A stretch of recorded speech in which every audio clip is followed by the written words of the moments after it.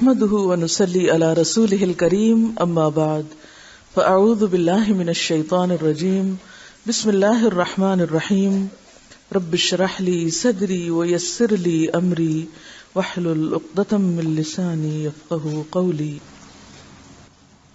رفع الیدین.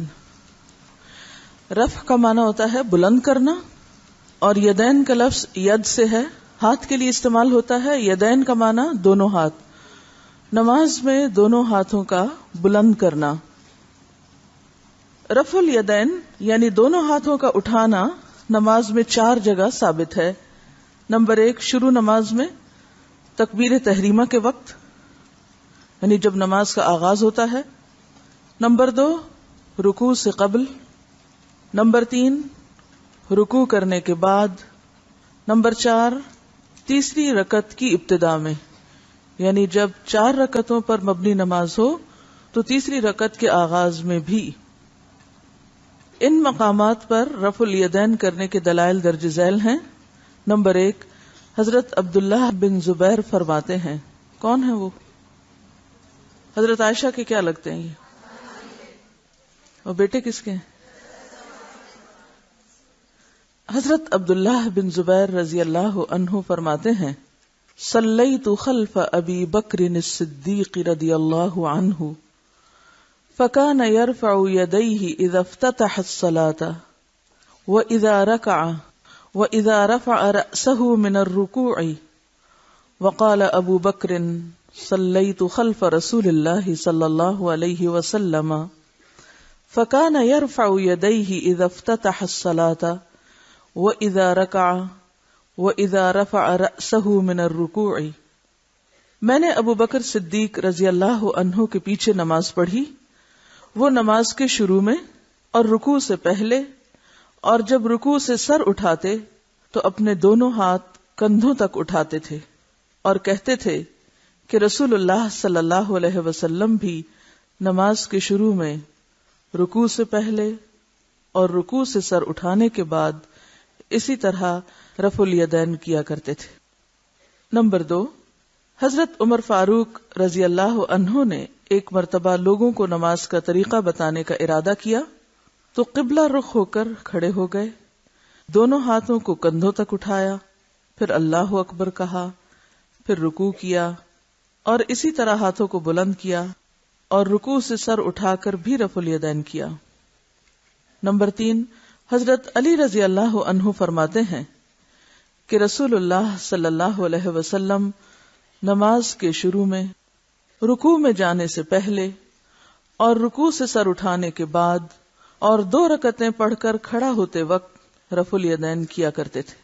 نمبر 4 حضرت عبداللہ بن عمر رضی اللہ عنہ فرماتے ہیں رسول اللہ صلی اللہ علیہ وسلم شروع نماز میں، رکوع سے پہلے اور رکوع کے بعد اپنے دونوں ہاتھ کندھوں تک اٹھایا کرتے تھے.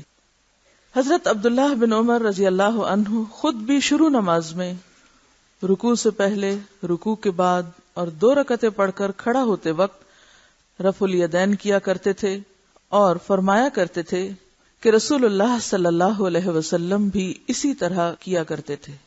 یعنی آپ خود بھی کرتے اور ساتھ آپ کا طریقہ بھی بتاتے. امام بخاری کے استاد علی ابن المدینی فرماتے ہیں کہ حدیث ابن عمر رضی اللہ عنہ کی بنا پر مسلمانوں پر رفع الیدین کرنا ضروری ہے. امام بخاری نے الگ سے بھی ان احادیث کو ایک جگہ جمع کیا ہے. نمبر 5 حضرت مالک بن حویرث رضی اللہ عنہ شروع نماز میں رفع الیدین کرتے، پھر جب رکوع کرتے تو رفع الیدین کرتے، اور جب رکوع سے سر اٹھاتے تو رفع الیدین کرتے، اور یہ فرماتے تھے کہ رسول اللہ صلی اللہ علیہ وسلم بھی اسی طرح کیا کرتے تھے. نمبر 6 حضرت وائل بن حجر رضی اللہ عنہ فرماتے ہیں میں نے نبی اکرم صلی اللہ علیہ وسلم کو دیکھا جب آپ نماز شروع کرتے تو اللہ اکبر کہتے اور اپنے دونوں ہاتھ اٹھاتے، پھر اپنے ہاتھ کپڑے میں ڈھانک لیتے، پھر دایاں ہاتھ بائیں ہاتھ پر رکھتے، جب رکوع کرنے لگتے تو کپڑوں سے ہاتھ باہر نکالتے، اللہ اکبر کہتے اور رفع الیدین کرتے، جب رکوع سے اٹھتے تو سمع اللہ لمن حمدہ کہتے اور رفع الیدین کرتے. حضرت وائل بن حجر رضی اللہ عنہ 9 ہجری اور 10 ہجری میں رسول اللہ صلی اللہ علیہ وسلم کے پاس آئے۔ اس سے ثابت ہوا کہ رسول اللہ صلی اللہ علیہ وسلم 10 ہجری تک رفع الیدین کرتے تھے۔ 11 ہجری میں نبی صلی اللہ علیہ وسلم نے وفات پائی، لہذا آخر عمر تک رفع الیدین کرنا ثابت ہوا۔ نمبر 7، حضرت ابو حمید ساعدی رضی اللہ عنہ نے صحابہ کرام رضی اللہ عنہم کے ایک مجمع میں بیان کیا، یعنی لارج نمبر آف پیپل کے سامنے، کہ رسول اللہ صلی اللہ علیہ وسلم جب نماز شروع کرتے، جب رکوع میں جاتے، جب رکوع سے سر اٹھاتے، جب 2 رکعتیں پڑھ کر کھڑے ہوتے تو رفع الیدین کرتے تھے۔ تمام صحابہ نے کہا، تم سچ بیان کرتے ہو، رسول اللہ صلی اللہ علیہ وسلم اسی طرح نماز پڑھتے تھے۔ امام ابن خزیمہ اس حدیث کو روایت کرنے کے بعد فرماتے ہیں کہ میں نے محمد ابن یحییٰ کو یہ کہتے ہوئے سنا کہ جو شخص حدیث ابو حمید سننے کے باوجود رکوع میں جاتے اور اس سے سر اٹھاتے وقت رفع الیدین نہیں کرتا تو اس کی نماز ناقص ہوگی۔ حضرت ابو موسیٰ اشعری رضی اللہ عنہ نے ایک دن لوگوں سے فرمایا، کیا میں تمہیں رسول اللہ صلی اللہ علیہ وسلم کی نماز نہ بتاؤں؟ یہ کہہ کر انہوں نے نماز پڑھی، جب تکبیر تحریمہ کہی تو رفع الیدین کیا، پھر جب رکوع کیا تو رفع الیدین کیا اور تکبیر کہی، پھر سمع اللہ لمن حمدہ کہہ کر دونوں ہاتھ کندھوں تک اٹھائے، پھر فرمایا اسی طرح کیا کرو۔ نمبر 9، حضرت ابو ہریرہ رضی اللہ عنہ فرماتے ہیں کہ رسول اللہ صلی اللہ علیہ وسلم شروع نماز میں رکوع سے پہلے اور رکوع کے بعد اپنے دونوں ہاتھ کندھوں تک اٹھایا کرتے تھے۔ نمبر 10، حضرت جابر رضی اللہ عنہ جب نماز شروع کرتے، جب رکوع کرتے اور جب رکوع سے سر اٹھاتے تو رفع الیدین کرتے اور فرماتے تھے کہ رسول اللہ صلی اللہ علیہ وسلم بھی اسی طرح کیا کرتے تھے۔ تو یہ 10 روایات یا 10 صحابہ کرام سے جو مختلف روایات ہیں، یہ ثابت کرتی ہیں کہ نماز میں نبی صلی اللہ علیہ وسلم کا جو طریقہ تھا اس میں رفع الیدین پایا جاتا ہے۔ اب رفع الیدین نہ کرنے والے لوگ جو ہیں وہ کیا دلائل دیتے ہیں اور ان دلائل کا تجزیہ۔ جن احادیث سے رفع الیدین نہ کرنے کی دلیل لی جاتی ہے ان کا مختصر تجزیہ ملاحظہ فرمائیں۔ پہلی حدیث، حضرت جابر بن سمرہ رضی اللہ عنہ بیان کرتے ہیں کہ رسول اللہ صلی اللہ علیہ وسلم نے فرمایا، کیا بات ہے کہ میں تم کو اس طرح ہاتھ اٹھاتے دیکھتا ہوں گویا کہ وہ سرکش گھوڑوں کی دمیں ہیں، نماز میں سکون اختیار کرو۔ اس حدیث میں اس مقام کا ذکر نہیں جس پر صحابہ ہاتھ اٹھا رہے تھے، یعنی وہ وقت نہیں معلوم کہ کب ہاتھ اٹھا رہے تھے، اور آپ صلی اللہ علیہ وسلم نے انہیں منع فرمایا۔ جابر بن سمرہ ہی سے صحیح مسلم میں اسی حدیث سے متصل 2 روایات اور بھی ہیں جو بات کو پوری طرح واضح کر دیتی ہیں۔ نمبر 1، حضرت جابر بن سمرہ رضی اللہ عنہ فرماتے ہیں، رسول اللہ صلی اللہ علیہ وسلم کے ساتھ جب ہم نماز پڑھتے تو نماز کے خاتمے پر دائیں بائیں السلام علیکم ورحمۃ اللہ کہتے ہوئے ہاتھ سے اشارہ بھی کرتے تھے۔ یہ دیکھ کر آپ نے فرمایا، تم اپنے ہاتھ سے اس طرح اشارہ کرتے ہو جیسے شریر گھوڑوں کی دمیں ہلتی ہیں، تمہیں یہی کافی ہے کہ تم قاعدہ میں اپنی رانوں پر ہاتھ رکھے ہوئے دائیں اور بائیں منہ موڑ کر السلام علیکم ورحمۃ اللہ کہو۔ یعنی آخری مرتبہ جب سلام پھیرا جاتا ہے تو اس وقت ہاتھ مت اٹھاؤ بلکہ ہاتھ رکھے ہوئے ہی سلام کرو۔ حضرت جابر بن سمرہ ہی کا بیان ہے، ہم رسول اللہ صلی اللہ علیہ وسلم کے ساتھ نماز کے خاتمے پر السلام علیکم ورحمۃ اللہ کہتے ہوئے ہاتھ سے اشارہ بھی کرتے تھے۔ یہ دیکھ کر آپ نے فرمایا، تمہیں کیا ہو گیا ہے کہ تم اپنے ہاتھوں سے اس طرح اشارہ کرتے ہو گویا وہ شریر گھوڑوں کی دمیں ہیں، تم نماز کے خاتمے پر صرف زبان سے السلام علیکم ورحمۃ اللہ کہو اور ہاتھ سے اشارہ نہ کرو۔ امام نووی رحمۃ اللہ علیہ المجموع میں فرماتے ہیں، جابر بن سمرہ کی اس روایت میں رکوع میں جاتے اور اٹھتے وقت رفع الیدین نہ کرنے کی دلیل لینا عجیب بات اور سنت سے جہالت کی قبیح بدترین قسم ہے، کیونکہ یہ حدیث رکوع کو جاتے اور اٹھتے وقت کے رفع الیدین کے بارے میں نہیں ہے، بلکہ تشہد میں سلام کے وقت دونوں جانب ہاتھ سے اشارہ کرنے کی ممانعت ہے، یعنی ادھر اور ادھر۔ محدثین اور جن کو محدثین کے ساتھ تھوڑا سا بھی تعلق ہے ان کے درمیان اس بارے میں کوئی اختلاف نہیں۔ اس کے بعد امام نووی امام بخاری کا قول نقل کرتے ہیں کہ اس حدیث سے بعض جاہل لوگوں کا دلیل پکڑنا صحیح نہیں، کیونکہ یہ سلام کے وقت ہاتھ اٹھانے کے بارے میں ہے، اور جو عالم ہے وہ اس طرح کی دلیل نہیں پکڑتا، کیونکہ یہ معروف اور مشہور بات ہے. یعنی صحیح مسلم میں یہ روایات موجود ہیں، کوئی ڈھکی چھپی بات نہیں، اس میں کسی قسم کا اختلاف نہیں. اور یہ بات صحیح ہوتی تو ابتدائے نماز اور عید کا رفع الیدین بھی منع ہو جاتا. یعنی اگر اس سے مراد رکوع پہ جاتے اور اٹھتے وقت کا رفع الیدین تھا تو پھر شروع میں جب اللہ اکبر کہا جاتا ہے اس کو بھی روک دیا جاتا ہے، یا پھر عیدین میں جو نماز پڑھی جاتی ہے اس میں تکبیروں کے ساتھ ہاتھ اٹھائے جاتے ہیں تو وہ بھی روک دیا جاتا. مگر اس میں خاص رفع الیدین کو بیان نہیں کیا گیا. امام بخاری فرماتے ہیں پس ان لوگوں کو اس بات سے ڈرنا چاہیے کہ وہ نبی صلی اللہ علیہ وسلم پر وہ بات کہہ رہے ہیں جو آپ نے نہیں کہی. یعنی اس حدیث سے یہ دلیل پکڑنا کہ اس سے مراد رکوع میں جاتے اور اٹھتے وقت کا رفع الیدین ہے تو یہ غلط استدلال ہے، اور لوگوں کو خدا سے ڈرنا چاہیے کہ وہ آپ کی بات کو کس طرح انٹرپریٹ کر رہے ہیں. کیونکہ اللہ تعالیٰ فرماتا ہے فَلْيَحْذَرِ الَّذِينَ يُخَالِفُونَ عَنْ أَمْرِهِ أَن تُصِيبَهُمْ فِتْنَةٌ أَوْ يُصِيبَهُمْ عَذَابٌ أَلِيمٌ. پس ان لوگوں کو جو نبی صلی اللہ علیہ وسلم کی مخالفت کرتے ہیں اس بات سے ڈرنا چاہیے کہ انہیں دنیا میں کوئی فتنہ یا آخرت میں دردناک عذاب پہنچے. دوسری حدیث جو اس سلسلے میں بیان کی جاتی کہ رفع الیدین نہیں کرنا چاہیے، حضرت عبداللہ بن مسعود رضی اللہ عنہ نے فرمایا کیا میں تمہیں رسول اللہ صلی اللہ علیہ وسلم کی نماز بتاؤں؟ پھر انہوں نے نماز پڑھی اور ہاتھ نہ اٹھائے مگر پہلی مرتبہ، یعنی صرف تکبیر تحریمہ کے وقت ہاتھ اٹھائے اور باقی نماز میں نہیں. امام ابو داؤد اس حدیث کے بعد فرماتے ہیں، امام ابو داؤد کون ہے؟ جن کی سنن نبی داؤد کتاب ہے. لیس ہوا بصحیح علی ھذا اللفظ، یہ حدیث ان الفاظ کے ساتھ صحیح نہیں ہے. جبکہ امام ترمذی رحمۃ اللہ علیہ نے عبداللہ بن مبارک رحمۃ اللہ علیہ کا قول نقل کیا ہے لم یثبت حدیث ابن مسعود رضی اللہ عنہ، یعنی عبداللہ بن مسعود رضی اللہ عنہ کے ترک رفع الیدین کی حدیث ثابت نہیں، یعنی صحیح نہیں. امام ابن حبان رحمت اللہ علیہ نے تو یہاں تک لکھ دیا ہے کہ اس میں بہت سی علتیں ہیں. علت کس کو کہتے ہیں؟ مخفی عیب جو اسے باطل بنا رہی ہیں. مثلا اس میں سفیان ثوری مدلس ہیں اور ان سے روایت کرتے ہیں، اور مدلس کی ان والی روایت یعنی جس میں وہ سمیت یا حدثنا وغیرہ نہیں استعمال کرتے تفرد کی صورت میں ضعیف ہوتی ہے. یعنی اگر اکیلے وہی ایک کہہ رہے ہوں تو پھر وہ ضعیف شمار ہوتی ہے. اگر ایک راوی ان کہہ رہا ہے اور باقی سب سمیت و حدثنا کہہ رہے ہیں تو اس کی تصدیق جو ہے وہ دوسری روایات سے ہو جاتی.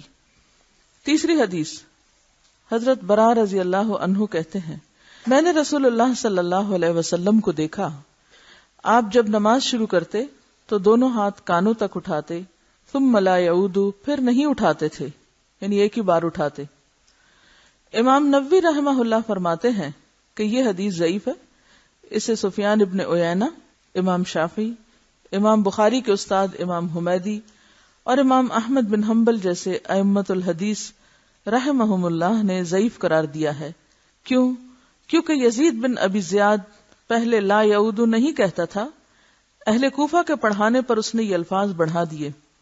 مزید برآں یزید بن ابی زیاد ضعیف اور شیعہ بھی تھا، آخری عمر میں حافظہ خراب ہو گیا تھا، نیز مدلس تھا.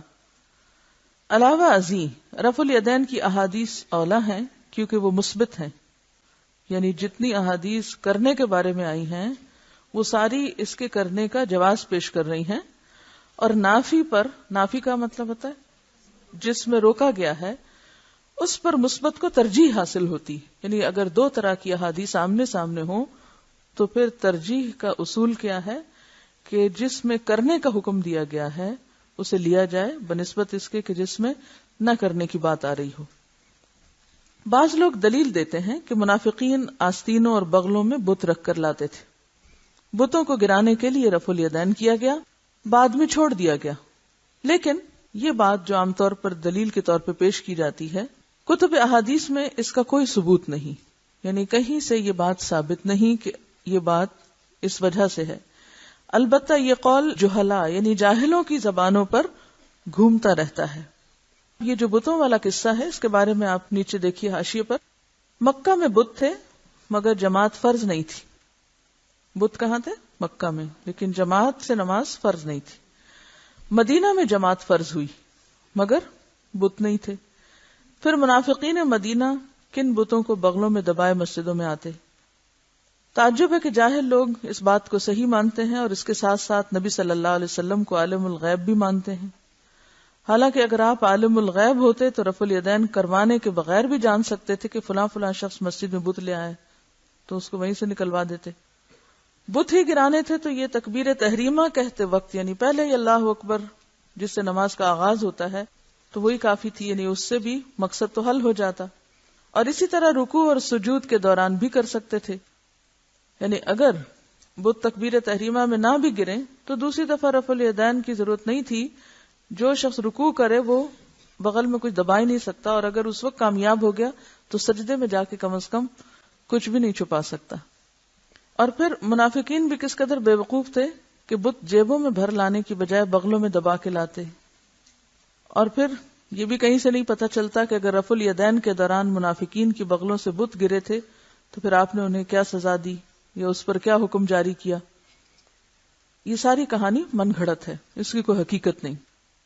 یہ بھی دلیل دی جاتی ہے کہ ابن زبیر رضی اللہ عنہ کہتے ہیں کہ رسول اللہ صلی اللہ علیہ وسلم نے رفع الیدین کیا تھا اور بعد میں چھوڑ دیا، یعنی اسے منسوخ بتاتے ہیں. نصب الرایہ کا حوالہ ہے اس بات کے لیے، لیکن یہ روایت بھی مرسل اور ضعیف ہے. تحقیق تو یہ ہے کہ مسئلہ رفع الیدین میں نسخ ہوا ہی نہیں، کیونکہ نسخ ہمیشہ وہاں ہوتا ہے جہاں نمبر 1 دو حدیثیں آپس میں ٹکراتی ہوں، یعنی ناسخ و منسوخ کا قاعدہ کیا ہے؟ جہاں دو حدیثیں آپس میں ٹکراتی ہوں. نمبر 2 دونوں مقبول ہوں، یعنی دونوں قابل قبول ہوں. نمبر 3 ان کا کوئی مشترکہ مفہوم نہ نکلتا ہو، یعنی بالکل ایک دوسرے سے کنٹرڈکٹ کر رہی. نمبر 4 دلائل سے ثابت ہو جائے کہ ان دونوں میں سے فلاں پہلے دور کی ہے اور فلاں بعد میں ارشاد فرمائی ہے. یعنی صرف ایک حدیث کو دوسرے کا ناسخ نہیں قرار دیا جا سکتا جب تک کہ یہ ثابت نہ ہو دیگر دلائل سے کہ کون سی بات پہلے کی ہے اور کون سی بعد کی. تب بعد والی حدیث پہلی حدیث کو منسوخ کر دیتی ہے. مگر یہاں رفع الیدین کرنے کی احادیث زیادہ بھی ہیں، صحیح ترین بھی ہیں. اب اس میں آپ دیکھیے کہ حضرت ابوبکر بھی ہیں، حضرت عمر بھی ہیں، حضرت علی بھی ہیں، حضرت عبداللہ بن عمر بھی ہیں، حضرت جابر بھی، قریبی صحابہ ہیں سب. جبکہ نہ کرنے کی احادیث کم بھی ہیں اور کمزور بھی، یعنی صحیح کے درجے کو بھی نہیں پہنچتی. اب نہ تو مقبول اور مردود احادیث کا مشترکہ مفہوم اخذ کرنا جائز ہے، نہ ہی مردود احادیث سے مقبول احادیث کو منسوخ کیا جا سکتا ہے.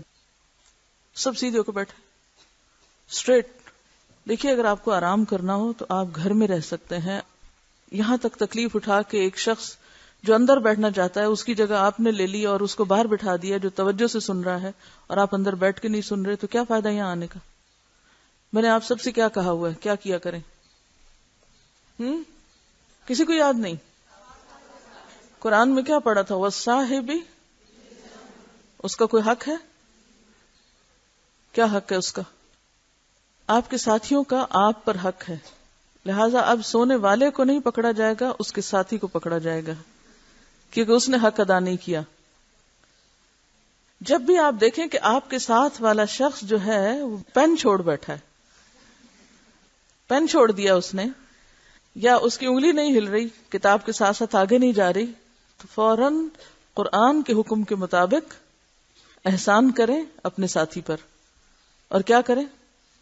اس کو جگائیں، اس کو ہلائیں. مجھے معلوم ہے رش کی وجہ سے سانس نہیں آتا پوری طرح، اور پھر آکسیجن کم ہوتی ہے تو خود بخود دماغ سونے لگتا ہے.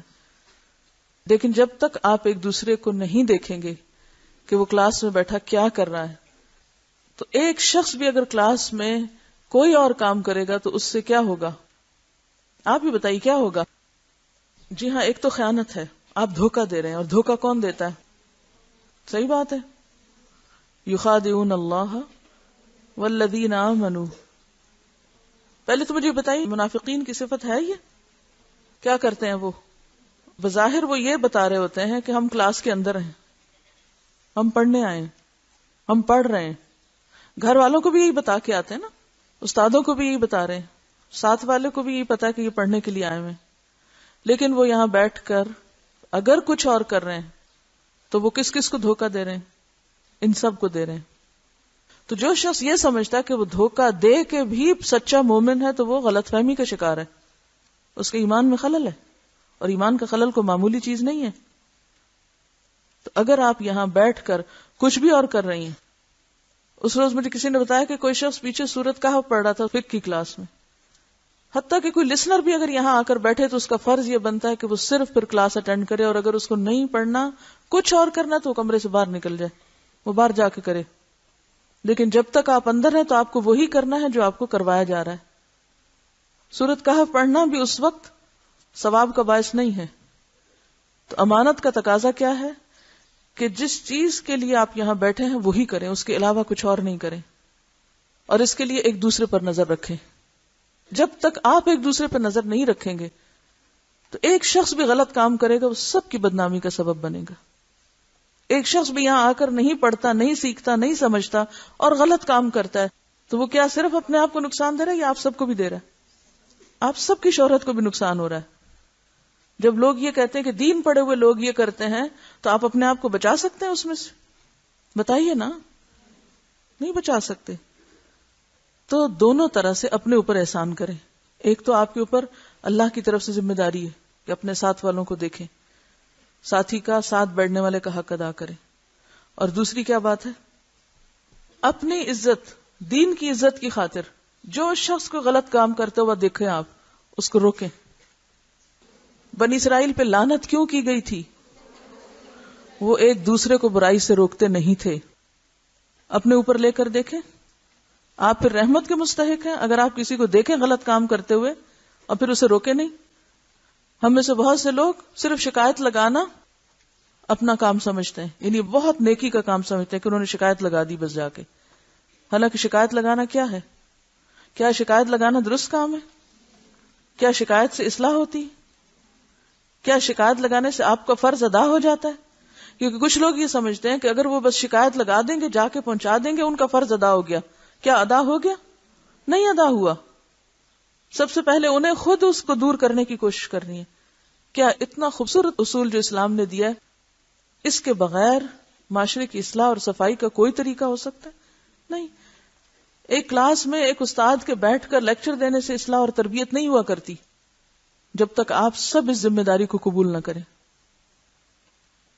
ہر ایک دوسرے کے اوپر اس لحاظ سے ضرور نظر رکھے کہ وہ اپنے مقصد سے غافل تو نہیں ہو رہا، اور اگر ہو رہا ہے تو سنجیدگی اور خیرخواہی کے ساتھ خود سمجھائیں، نہ کہ آ کے مجھے شکایت لگائیں یا لکھ کے بھیجیں کہ فلاں یہ کر رہا اور فلاں وہ.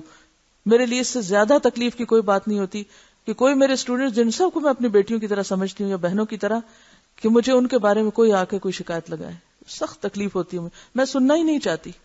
میں چاہتی ہوں میرا دل ہر ایک کے لیے اچھا ہو تاکہ میں پوری محبت اور خلوص سے دے سکوں.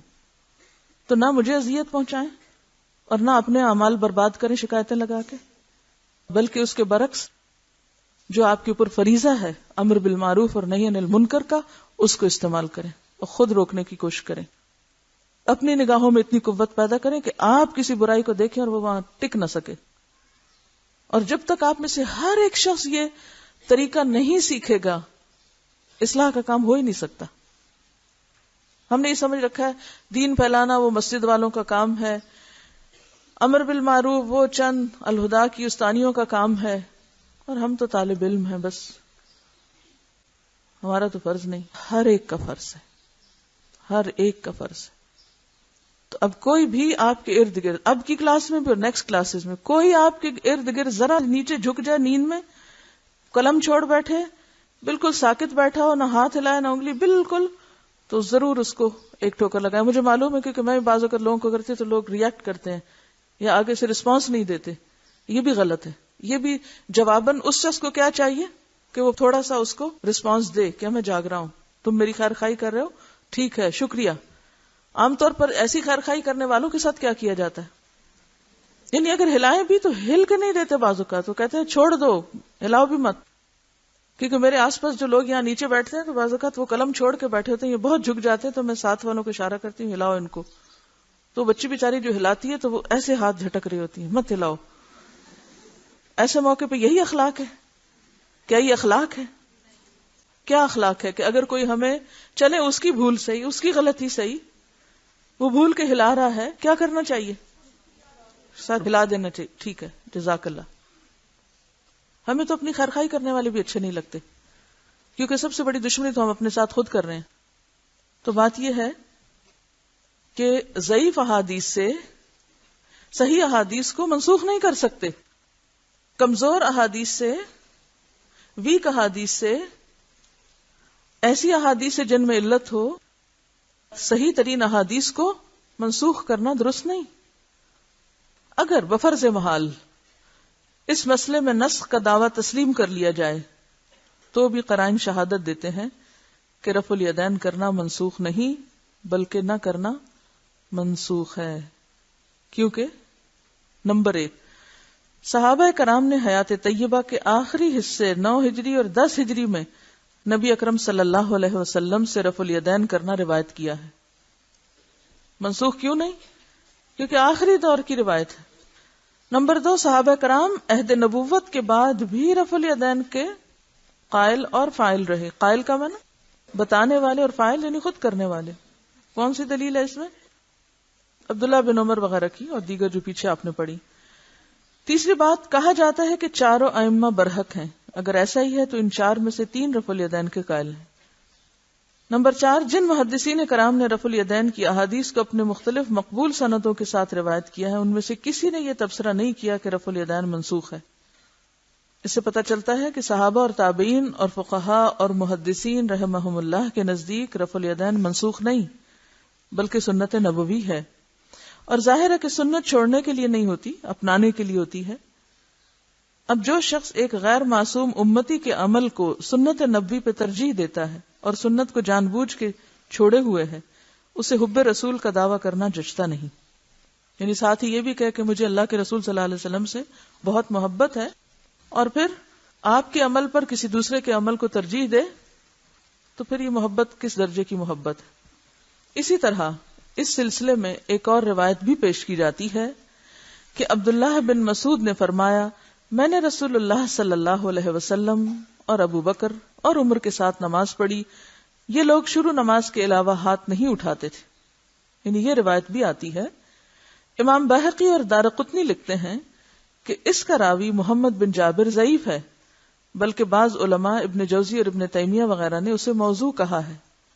یعنی یہ روایت ابن مسعود کی بیان کردہ نہیں بلکہ کسی نے خود تراش کر ان کی طرف منسوب کر دی ہے، لہذا ایسی روایات پیش کرنا بھی جائز نہیں. خلاصہ، رفع الیدین کی احادیث بکثرت اور صحیح ترین اسناد سے مروی ہیں. عدم رفع الیدین کی احادیث مانن یا سندن ثابت نہیں. امام بخاری لکھتے ہیں کہ اہل علم کے نزدیک کسی ایک صحابی سے بھی عدم رفع الیدین ثابت نہیں. یعنی اہل علم اور محققین کے نزدیک کوئی ایک صحابی بھی ایسے نہیں کہ جن سے یہ صحیح حدیث سے ثابت ہو کہ انہوں نے رفع الیدین نہیں کیا تھا.